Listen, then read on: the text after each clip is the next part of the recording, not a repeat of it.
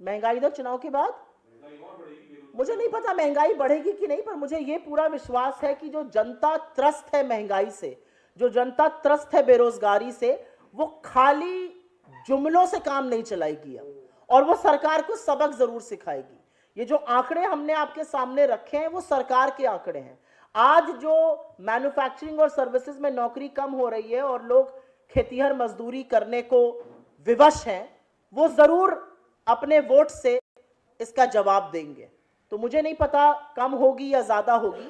मैं दो चार चीजें जानती हूं इकोनॉमी के बारे में, और उनमें से एक चीज ये है कि जब वैश्विक हालात सुधरे तो हमारे आपके हालात नहीं सुधरे। जब क्रूड ऑयल 20 पर भी पहुंच गया था, पेट्रोल डीजल के दाम में कमी नहीं हुई थी।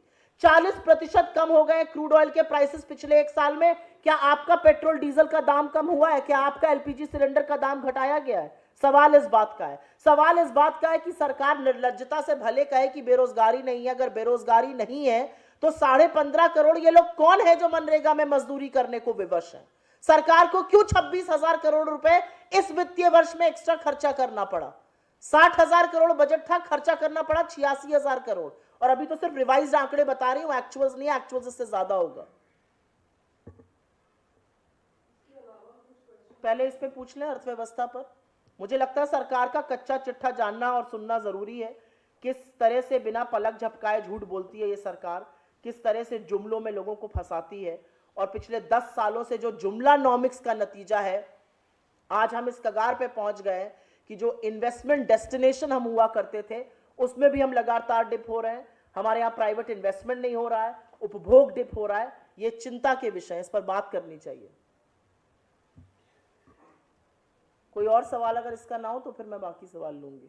अशोक चौहान है, उन्होंने अपनी प्राइमरी सदस्यता से इस्तीफा दे दिया है। इस तरह की अटकलें कयास लगाए जा रहे हैं कि वो भी भारतीय जनता पार्टी ज्वाइन कर सकते हैं। आपके पूर्व मुख्यमंत्री ने कांग्रेस पार्टी के बड़े कद्दावर नेता हैं, एक के बाद एक कांग्रेस पार्टी को लोग छोड़ रहे हैं, कैसे इसको आप देखते हैं? क्या एक बड़ा झटका? मैंने पहले भी इस मंच से कहा है और आज दोबारा से मैं उस बात को दोहराती हूँ। मैं इस खबर की ना पुष्टि कर सकती हूँ और ना इसको डिनाई कर सकती हूँ, क्योंकि मेरे पास अधिकृत तौर पे कोई जानकारी इसकी नहीं है। लेकिन अगर आप जो कह रही हैं वो सच है, तो मैंने इस मंच से पहले भी कहा है कि आज विपक्ष की राजनीति करना बहुत मुश्किल है। आज इस सरकार की आंख में आंख डालकर ये बोलना कि आपका ये सारा फर्जीवाड़ा झूठा है, आपका व्हाइट पेपर गलत है, आपके कच्चे चिट्ठे का हम खुलासा कर रहे हैं, बहुत मुश्किल है।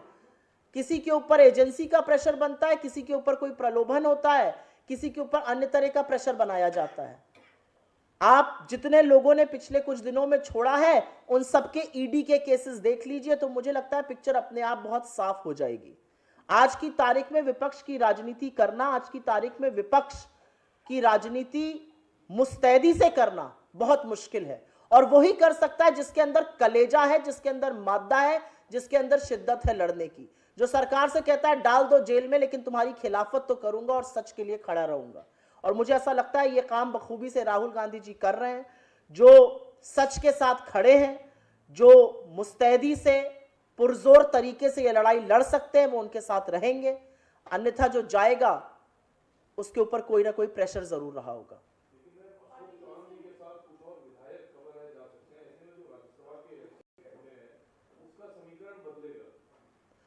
मुझे नहीं, मैंने आपको पहले ही कहा मुझे अधिकृत इसकी जानकारी नहीं है, लेकिन जो आपने मुझसे सवाल पूछा कि इसका क्या नुकसान, नफा या नुकसान होगा, मैंने आपसे बताया। अब जो जा रहा है उसको हम हाथ पकड़ के रोक तो सकते नहीं, उसके ऊपर जरूर कुछ प्रेशर होगा। और प्रेशर जहां तक मुझे समझ में आ रहा है एजेंसीज का है। जितने लोगों ने छोड़ा उनके केसेस दोबारा से खोल दिए गए। जो वॉशिंग मशीन सरकार की है वो अपने लोगों के लिए खुल जाती है, अब इन सब के केसेस दब जाएंगे। 70,000 करोड़ का घोटाला रात को बताया जाएगा, सुबह लोगों के साथ हाथ मिला के सरकार बना लेते हैं मोदी जी। तो मुझे ऐसा लगता है कि लोगों को प्रताड़ित करके, लोगों के खिलाफ ईडी, इनकम टैक्स, सीबीआई की रेड करके इस तरह के काम हो रहे हैं इसके बारे में। और मुझे लगता है कि ये लोकतंत्र को क्षीण करता है, कमजोर करता है। लेकिन अब इसका आगे क्या प्रभाव होगा इसको आने वाले दिनों में देखा जाएगा। जी,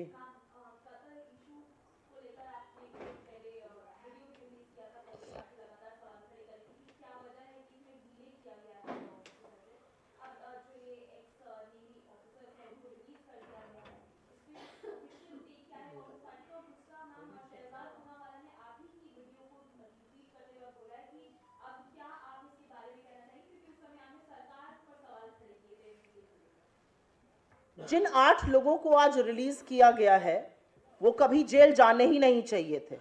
हम इसका स्वागत करते हैं। हम राहत महसूस करते हैं कि उन परिवारों के पास वो लोग लौटे, लेकिन स्थिति यहां तक पहुंची क्यों?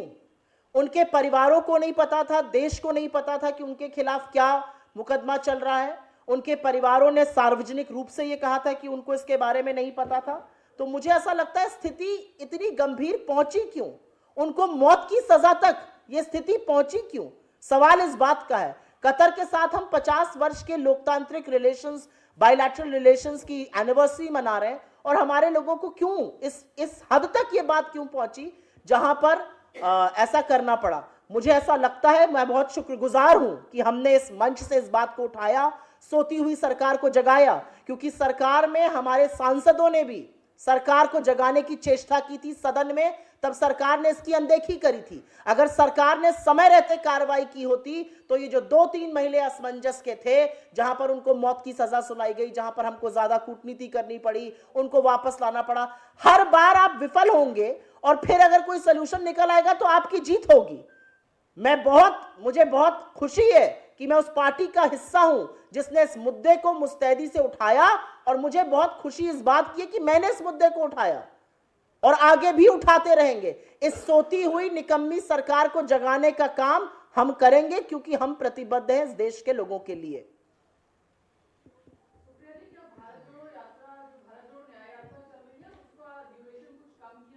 नहीं, मुझे नहीं लगता इसकी कोई अधिकृत जानकारी है। कुछ लोगों ने रिपोर्ट किया है। जयराम जी ने अभी थोड़ी देर पहले एक प्रेस कॉन्फ्रेंस में भी कहा है कि इसकी कोई पुष्टि नहीं है, ऐसा कोई अभी तक प्रपोजल नहीं आया है।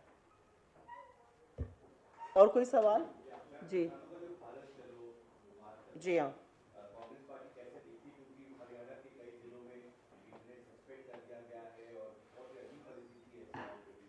अपने आप को किसानों की हितैषी कहने वाली मोदी सरकार ने किसानों के स्वागत में सड़कों पर कीले बिछवा दी हैं, सीमेंट की चट्टानें लगवा दी हैं, इंटरनेट बंद कर दिया है, मोबाइल फोन कई जिलों में बंद कर दिया गया है। खूब स्वागत किया जा रहा है किसानों का।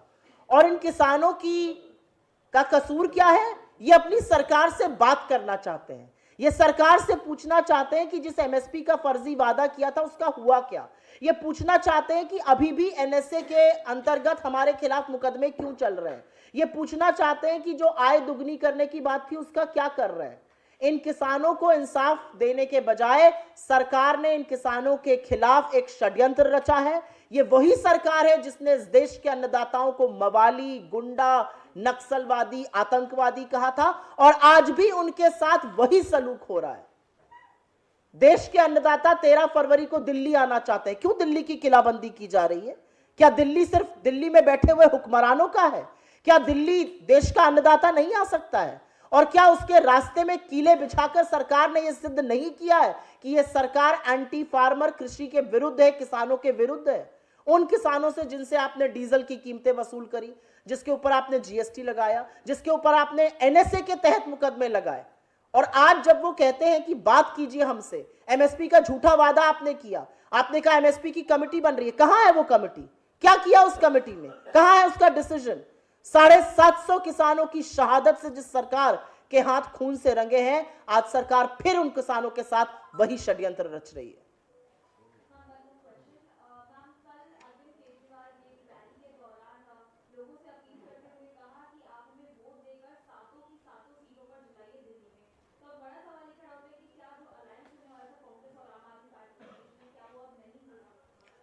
I think any talk of alliance is happening. I think any talk of alliance is not happening at my level. It's happening at a much senior level. It's happening between heads of political parties. It's happening through the committee that has some of our senior most leaders. And I don't think I want to sit here on judgment and start commenting on ongoing negotiations. बहुत धन्यवाद आप लोगों का।